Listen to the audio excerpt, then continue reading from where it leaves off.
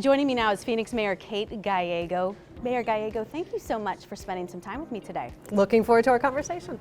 So it has been about 4 years since you became mayor. What has that experience been like for you? Is it what you expected? It has been the privilege of a lifetime to be mayor of this incredible city.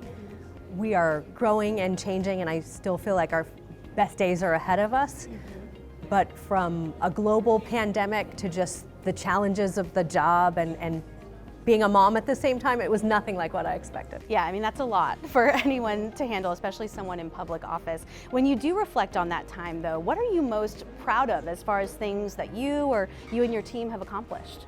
Well, as you and I sit down, we have just come off a great win with our bond program for the city of Phoenix. So our voters gave us a thumbs up to invest in a huge number of areas in the city. We're working with ASU to bring a new medical school to our downtown that'll have really the most advanced medical devices and partnerships in that area so that you can continue to get the very best care. I've had a hard time finding some doctors myself, so really proud that we're stepping up and addressing that with ASU. We'll be building new libraries and great investments in parks, including redeveloping the riverfront and making sure we have a safer city. So really proud of that win. Yeah, absolutely. Now Phoenix, of course, I think as of this summer, it was the 5th largest city in the US, and as you said, only growing, right? Only getting bigger. Phoenix has a lot of the same challenges as many of the other big cities as far as crime or even the unhoused. In your opinion, though, what are 2 of the biggest challenges Phoenix faces, and how do you address those? When I talk to my fellow mayors across the country, there are some things like public safety and traffic where we all have those challenges. One that was pretty unique for Phoenix this summer is we got a lot of attention around climate change. I talked to a lot of media from all over the world where I felt like I had to defend our collective intelligence that we live here. So people from much cooler parts of the world would say, you all should give up and move elsewhere, whereas I love it here, and the sun was one of the reasons I decided to move here.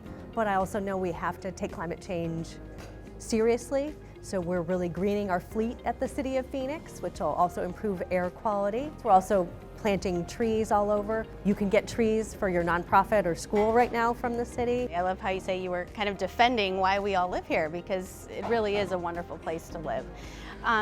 As you know, you are only the 2nd female mayor of the city of Phoenix. In your opinion, what sorts of unique challenges has that presented, or what sorts of positive traits does that bring to the position, do you think? For me, I almost didn't run because of a variety of different things, but being a young woman was part of it. The year I decided to run, I had a baby, got divorced, and my mom was diagnosed with cancer, and it was a lot happening at once. And I looked around at the time, none of the 15 largest cities had a single female mayor, so you ask, why is that?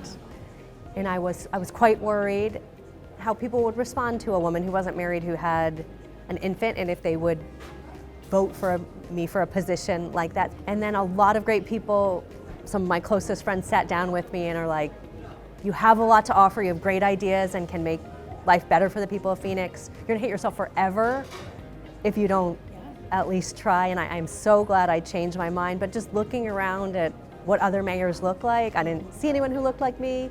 And today I still sometimes picture like a tall guy with like great puffy hair as like what a mayor looks like. Sure. I definitely don't picture someone who looks like me, but hopefully for the girls growing up today and everyone growing up today, that will no longer be an issue. Because you never really saw a female mayor necessarily, I mean, what inspired you to go into public service in the first place?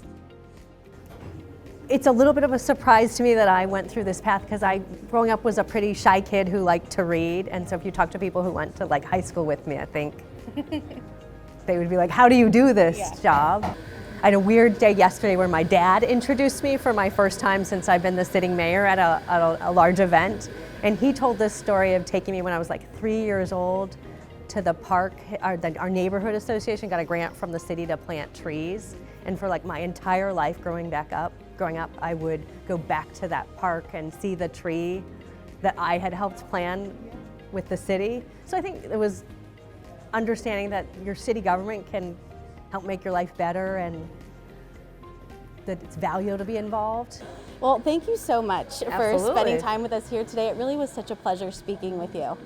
I enjoyed it very much, and thanks for giving me a chance to show a little bit more personal side of me. Absolutely.